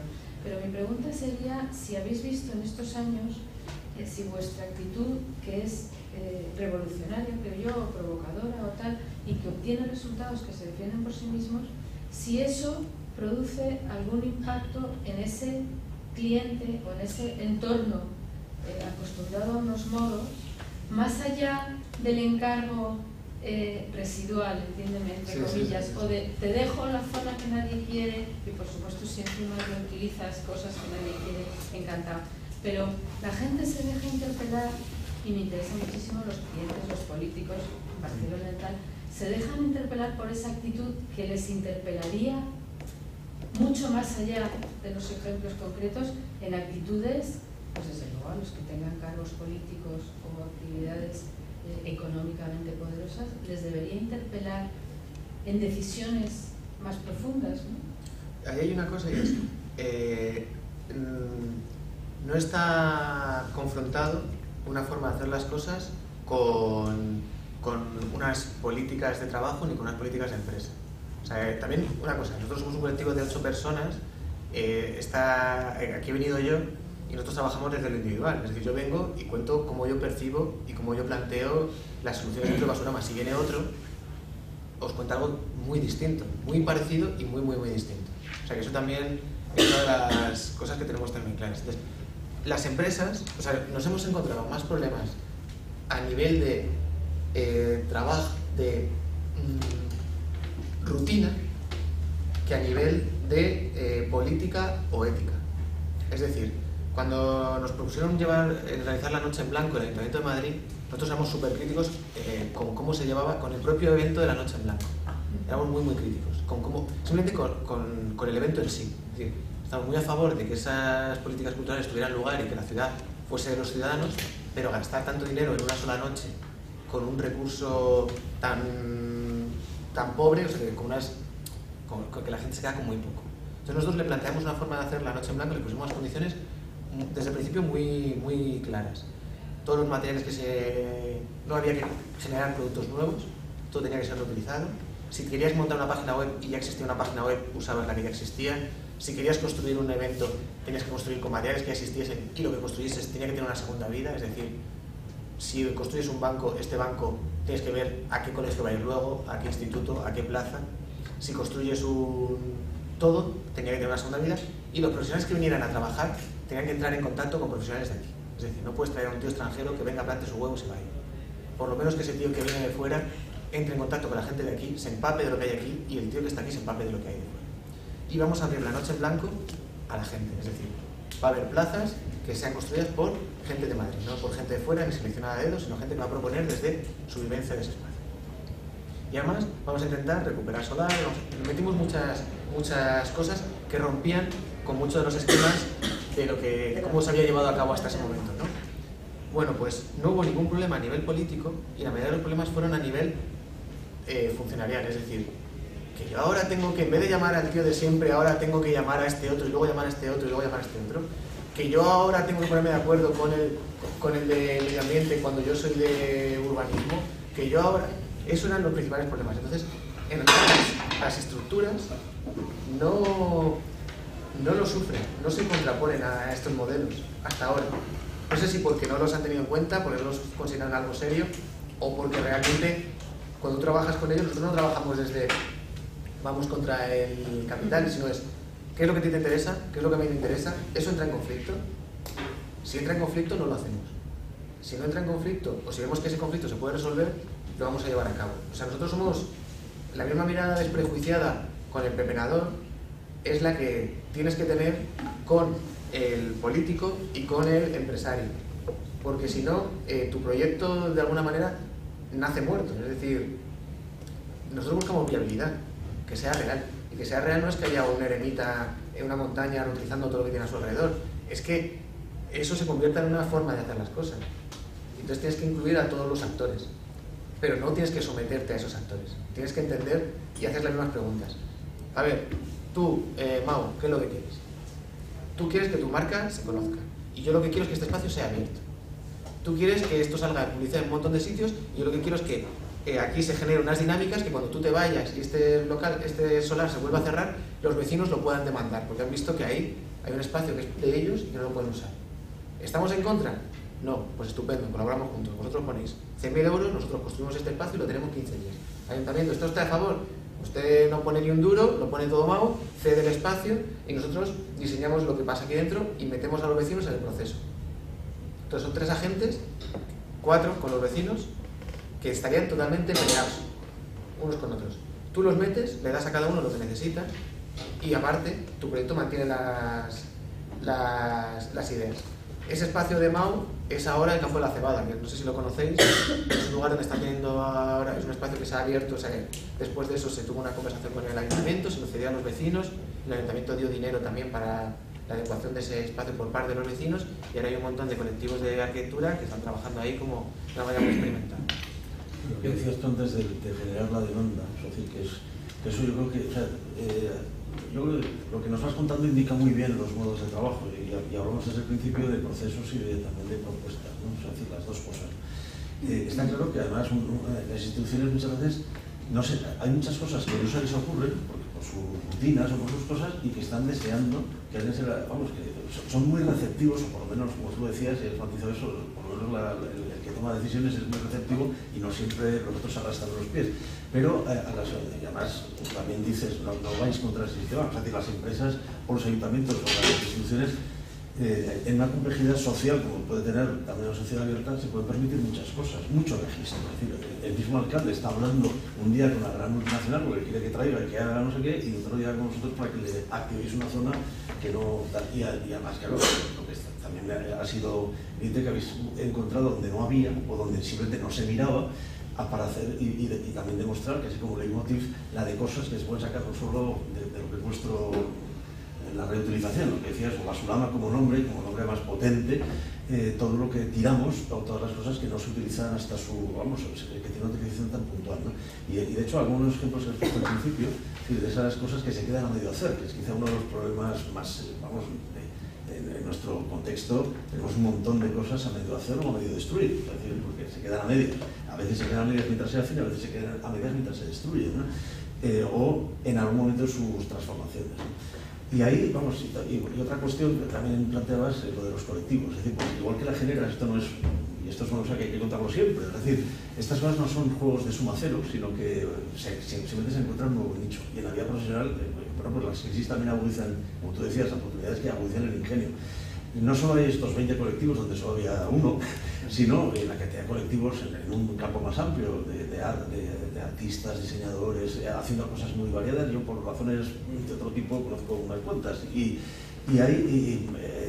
los foros, pero es que acaba pasando eso, es decir, en un momento dado un gestor, digamos, cultural o político de un ayuntamiento, una institución tipo la ciencia, encuentro de colectivos que cuenten lo que hacen, la gente no lo sabe. Y luego, cuando rastreas un poco, nosotros lo hemos hecho una vez con cosas que hacen nuestros alumnos, antiguos alumnos o gente joven, o lo que sea, te das cuenta que están haciendo cosas muy variadas que en muchos casos han sido, digamos, hijos de esa pregunta, vamos, o de esa actitud de decir presupuesto cero, es decir, partamos de que no tenemos presupuesto, entonces lo que hagamos lo haremos con lo que encontremos, ¿no? O con lo que nos... O sea, muchas veces lo que tú dices, es decir, déjame simplemente abierta la puerta del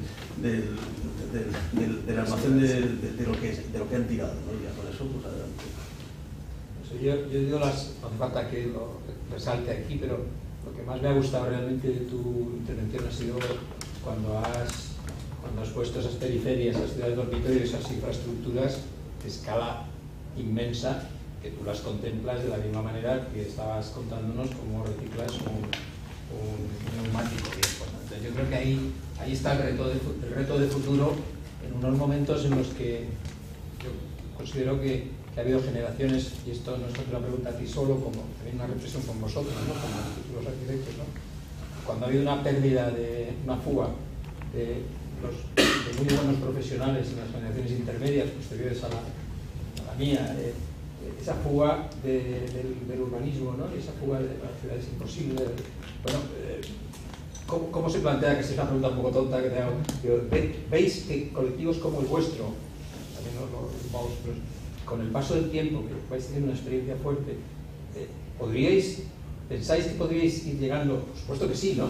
Pero ¿veis en el futuro, vuestro futuro profesional, ir dando saltos de escala para ir tomando protagonismo en las grandes decisiones de reciclado? Me gusta mucho lo de reutilización, que dicen, de cómo se reutilizan esas grandes piezas. Mañana hablaremos de ella, hemos estado hablando también de las turísticas, decía Eva, ¿no? Esos grandes artefactos que han quedado por ahí vacíos, urbanizados, con sus farolas, con sus bancos, que no se sabe qué hacer con ellos.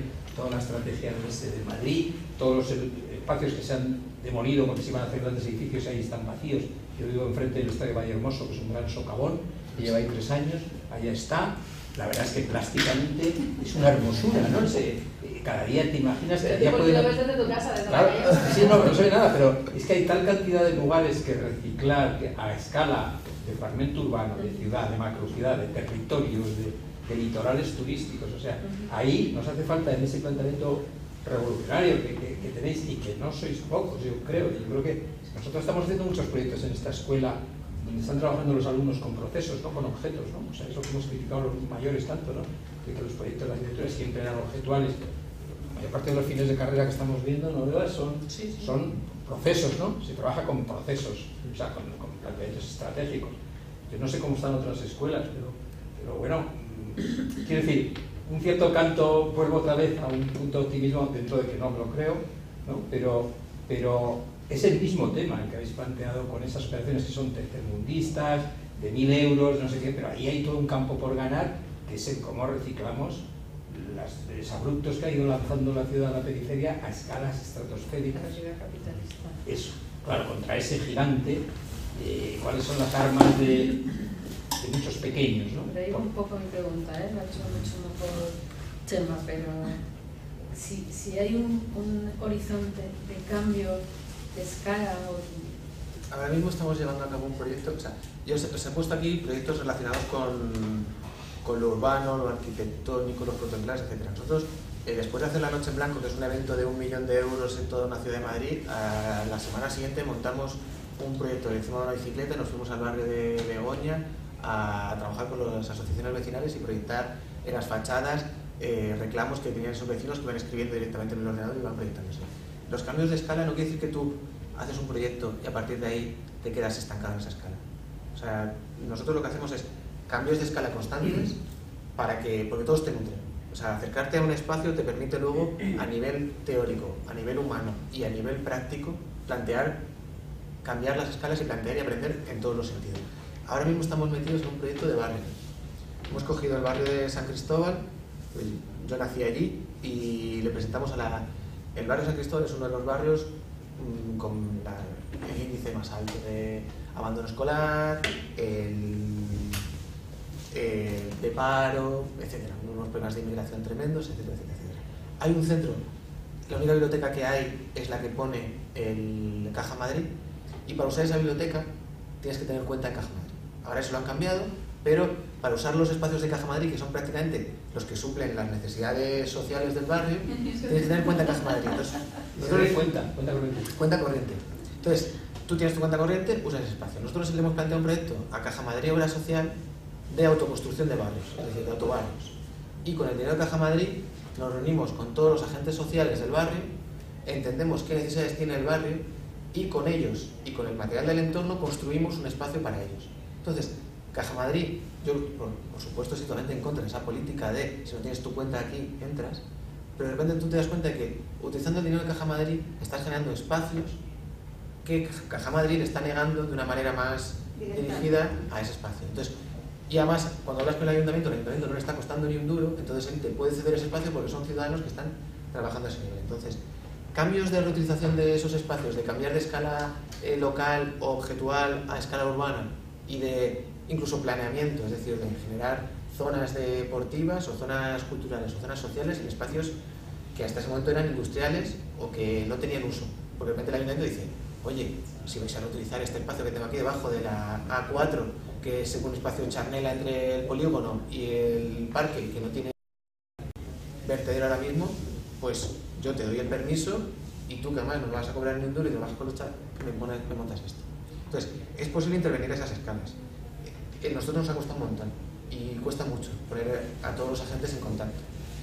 Por otro lado, trabajar, o sea, si tú de esto te quedas con la reutilización o con el trabajo en red o con abrir miras de una manera, etcétera, y no lo absorbes y lo interiorizas, tu nuevo modelo de negocio, tu nuevo modelo de vida vital va a morir. Es decir, nosotros llegamos a la Casa Encendida, planteamos estos proyectos y luego de repente venía gente y decía, oye, un taller de reciclaje y reutilización de caja para hacer instrumentos. Entonces le decía a la Casa Encendida, no, ¿cómo que no? Pero si el año pasado hicisteis 2 y uno de cine y no sé qué. Y dice, sí, pero todo eso respondía a un concepto, a un proceso. No era que puntualmente tú haces tu cagadita, ¿no? De repente, y ahora se lleva a reutilizar, yo lo utilizo. Ahora se lleva la web 2.0, yo soy web 2.0. Ahora se lleva... O sea, eso lo que hace es pan para hoy, hambre para mañana. Es decir, tú no te estás construyendo. Tú no estás generando un proceso que te va ayudando. Cada paso de la escalera te va sumando cosas a ti mismo. Sino que lo que haces es bamboleando porque estás consumiendo tags. O sea, vuelves a aplicar con valores en teoría positivos, pero tu actitud sigue siendo la de consumo. Entonces, a ti ahora mismo te plantean un proyecto de reutilización de un espacio y tú reutilizas un espacio. Mañana te plantean un proyecto de construir en el Coto de Doñana y construyes en el Coto de Doñana. Entonces, por haber construido un espacio reutilizado, ¿eres mejor persona? No. Eres un profesional capaz. Pero si cuando te mandan construir en el espacio de Doñana eres capaz de plantear otra situación o vivirlo de otra manera, entonces sí estás generándote y construyéndote como profesional en un sentido. Hay otra cuestión que buena parte de lo que nos has mostrado son cosas hechas en otros países y además en situaciones muy dramáticas. Puede ser, como bien decías, en Níger o en Paraguay o en Perú o lo que fuera, ¿no? Y eso a mí, porque un poco en un primer momento, es decir, una de las críticas que se hacían a planteamientos como el vuestro, algo de muy primer momento, era como algo así como divertimentos de sociedades opulentas, ¿no? Y a mí me gusta, es decir, ya lo conozco porque os he seguido siempre, que esas cosas pasen de verdad, es decir, en sitios tan críticos como puede ser eso. Además es una lección en todos los sentidos, es decir, pues, esas imágenes que nos has puesto al principio de Níger, de cómo es pues todo está lleno de residuos, ¿no? Decías, los baneros, los escudos, y cómo con eso se ha conseguido, pues eso, que esos niños, que más lo que tú decías, que no están simplemente en situaciones de necesidades tan básicas, pues que jueguen por el secundario, pero no que coman, ¿no? Y que no se mueran por problemas sanitarios, ¿no? Pero, y además en el sentido como prueba para vosotros, es decir, bueno, pues nuestro modelo, que es más un modo de trabajo y no tanto un modelo cerrado, se adapta razonablemente bien a sociedades muy diversas. Pero además tampoco es exactamente lo mismo Níger que Paraguay o que México o Perú o nuestra periferia, ¿no?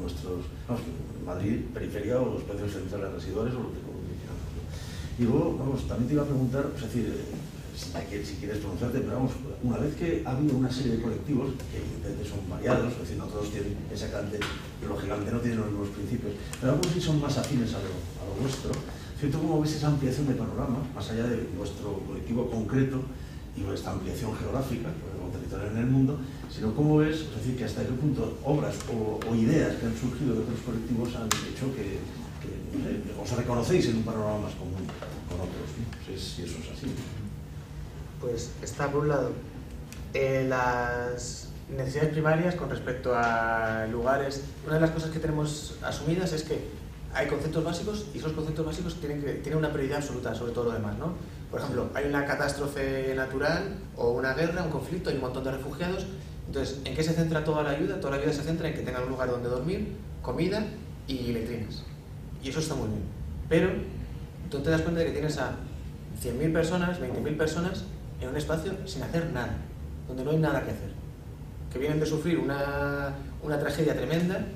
Y entonces la parte emocional, es como, la parte práctica la tenemos muy clara y somos muy capaces de responder a ella, pero ¿qué hay de la parte emocional? O sea, tienes a 10.000 chavales que no tienen nada que hacer, 10.000 niños, o a 10.000 adultos que no tienen ni siquiera dónde sentarse. Entonces hay que construir el ocio, hay que construir la parte emocional. Entonces, cuando se habla de en estos lugares es necesario, como en todos lados, o sea, es necesario que un chaval tenga un espacio de divertirse y es necesario que un adulto tenga un lugar donde esparcirse y no sea únicamente a través del consumo.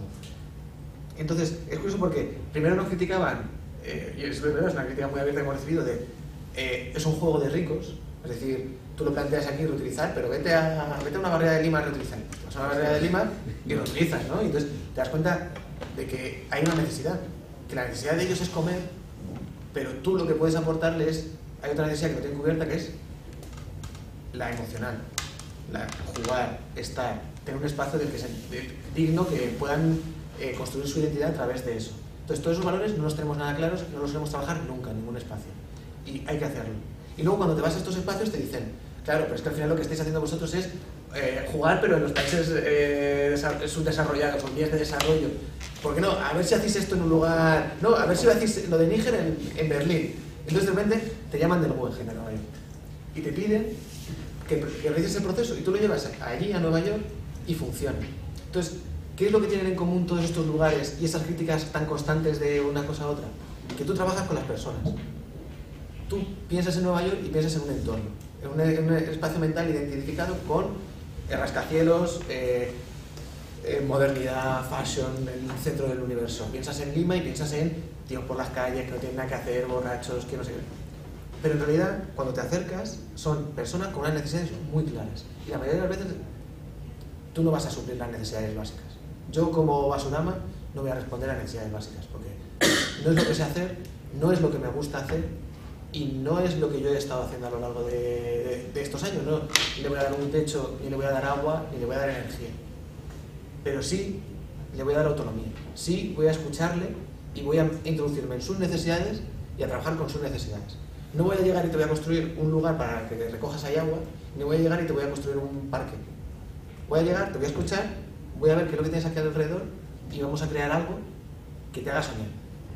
Porque es muy distinto construir que soñar. Entonces, tú puedes construir unas letrinas o puedes construir un campo de fútbol, pero puedes construir objetos que no tienen ni pies ni cabeza, pero que te hacen soñar. O sea, esos bidones son una tontería como un piano, pero que sean así de esas formas, que los empujen, que estén pintados de no sé cómo, hacen que los chavales los perciban como algo distinto, como a ver qué pasa, como algo con lo que jugar, con lo que juegan ellos, no algo que hay que usar de una manera determinada.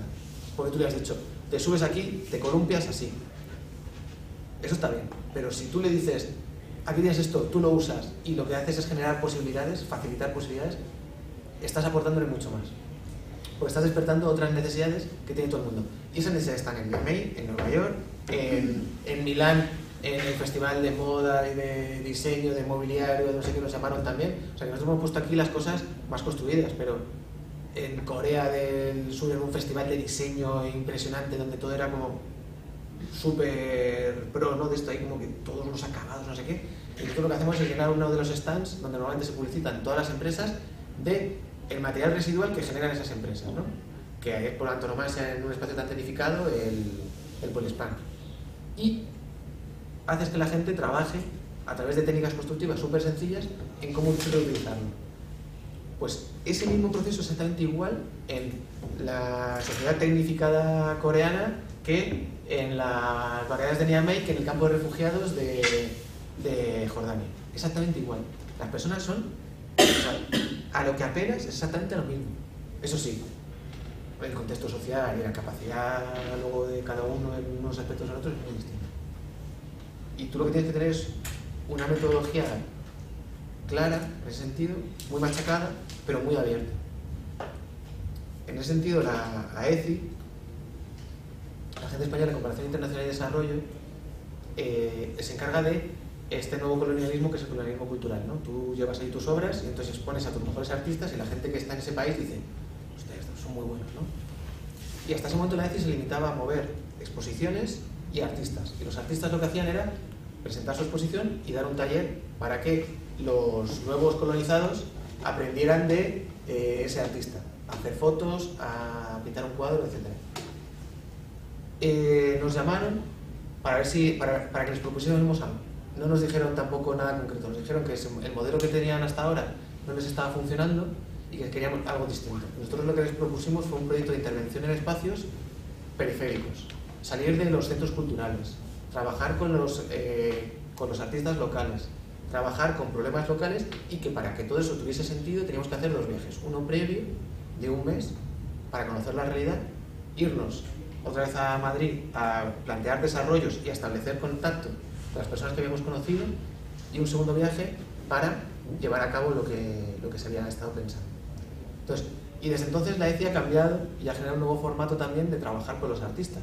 Ahora, bueno, eso se ha ido al garete con los recortes, ¿no? Pero en una estructura tan propagandística, tan cerrada, tan dirigida a una cosa exclusiva como es la expansión cultural para facilitar luego el aterrizaje de las empresas españolas en esos lugares, de repente cambia el modelo y tú lo cambias generando autonomía en la gente de ahí. Entonces, siempre puedes proponer y ver cosas de una forma distinta.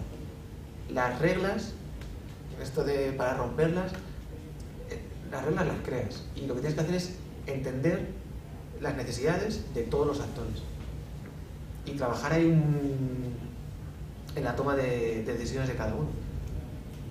Yo quería hacer una reflexión, me imagino que va a cerrar antes de que vayáis a comer.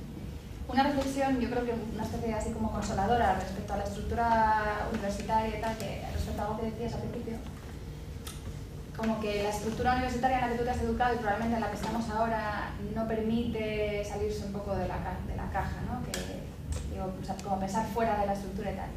Yo creo que por rígida que sea una estructura, una universidad, hablo en concreto de escuelas de arquitectura, que espero que no sea el caso, pero bueno, aunque lo fuera, siempre, a pesar de esa rigidez, siempre hay un hueco para que el que quiera pensar fuera de la caja lo encuentre. O sea, yo creo de mi generación, en esa época pues había profes más duros, menos duros y tal, y yo tengo muchos colegas de mi quinta que ya desde primero y segundo estaban pensando de otra manera y han hecho otras muchas cosas. O sea, yo no creo que nos deba preocupar tanto el modelo, creo, porque siempre va a haber un porcentaje de estudiantes que sean muy, digamos, muy fieles a lo que se les dice, les habrá muy astutos y muy rápidos, como tú decías, de los que, ¿qué es lo que este tío me quiere decir? Y respondo así, y los habrá probablemente de esos otros, de ese tercer tipo, que estén obsesionados con un tema y que lo hagan, a pesar de todo.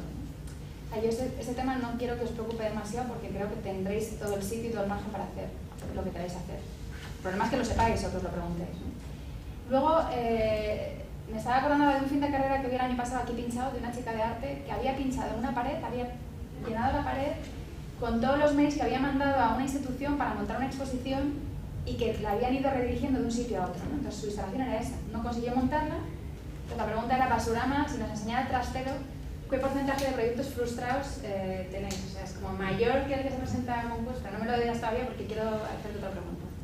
Se me estaba ocurriendo ahora como algo divertido para cerrar, que nos hicieras una demostración sobre un caso concreto, que te lo pensaba contar ahora, pero yo creo que es bonito que os lo cuente. Bueno, 2 en realidad. Uno es una exposición que acabo de ver en Roma, que ha montado un museo de estos de mucho dinero, que es el Maxi, sobre reciclaje. La exposición se llama Recycle, ¿no? Son unas letras enormes. Entonces les he escrito porque ha surgido la posibilidad de traer la exposición aquí con 0 euros. O sea, como pagando el transporte y tal. Y me dicen que cuesta 40.000 euros traer la exposición.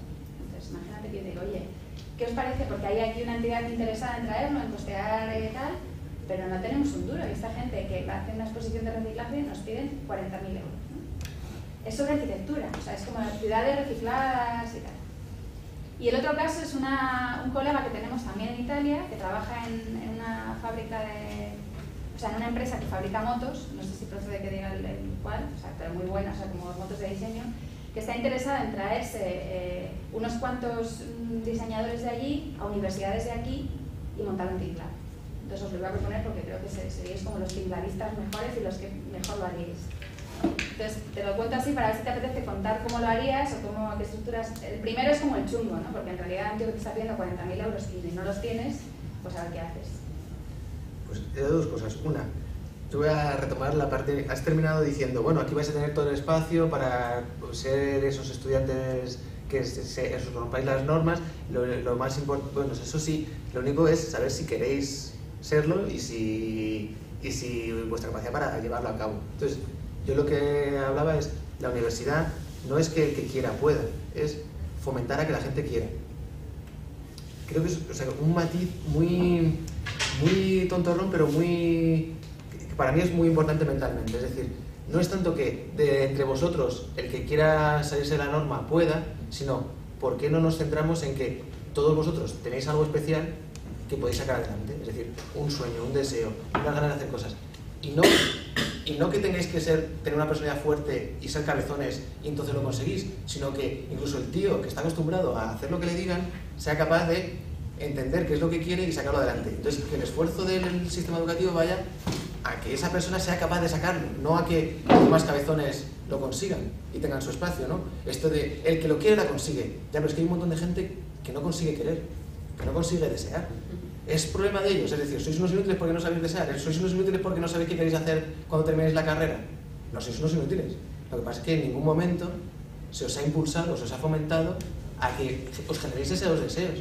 Entonces, el sistema educativo, desde que tú entras en el preescolar, te enseña cosas que tienes que aprender, pero no te enseña a qué es lo que quieres. Al final, si eres un cabezón o si eres un bicho raro, un nerd, ¿no? Un geek, un friki, pues te vas a volver un cabezón y nosotros somos unos frikis de la basura y de la reutilización y somos unos locos y entonces nos salimos del contexto. Y además nos gusta mucho pasárnoslo bien y entonces la llevamos, ¿verdad? Pero claro, de nuestra generación nadie más ha salido de ese contexto.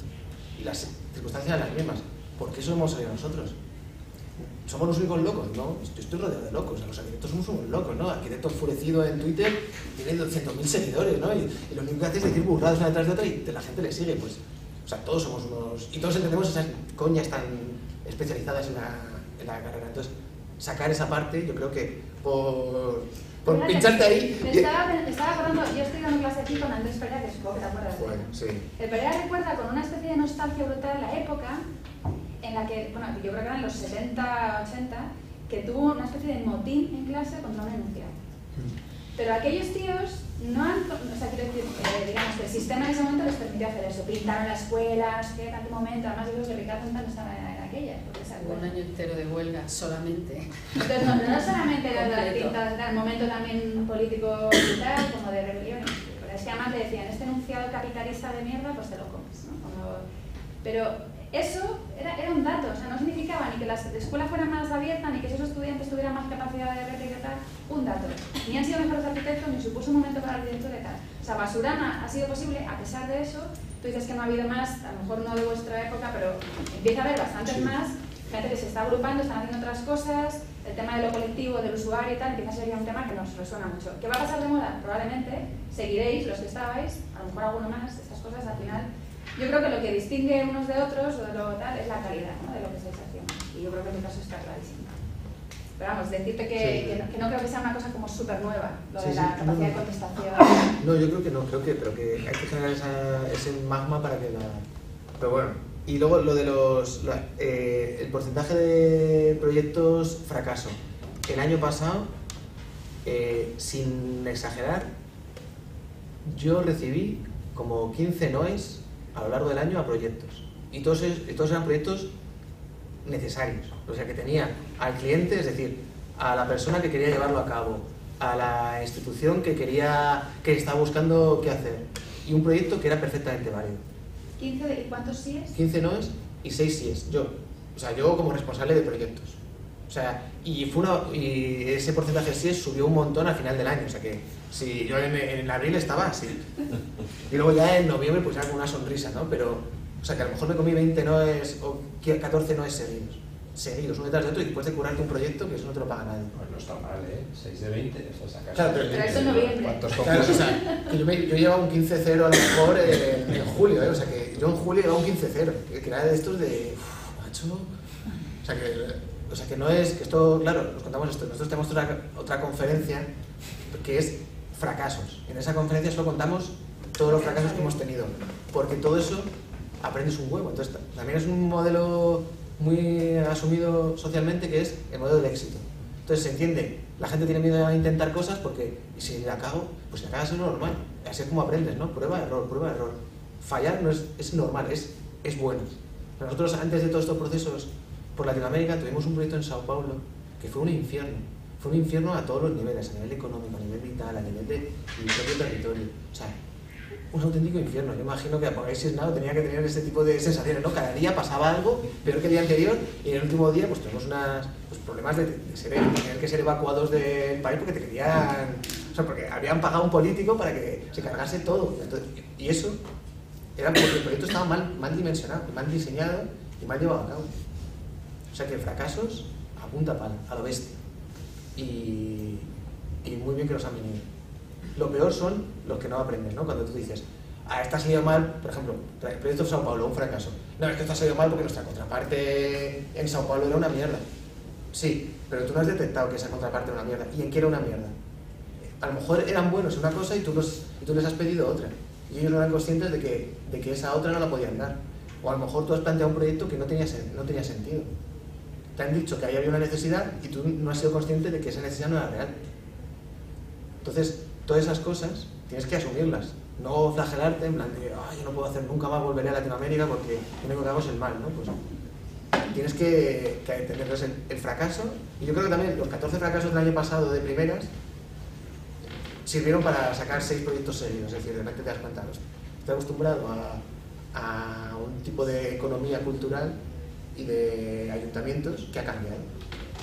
Entonces tú tienes que cambiar también tu forma de hacer. Entonces a mitad de año pasado tuvimos una crisis dentro de Basurama y dijimos, nos hundimos, esto no puede seguir.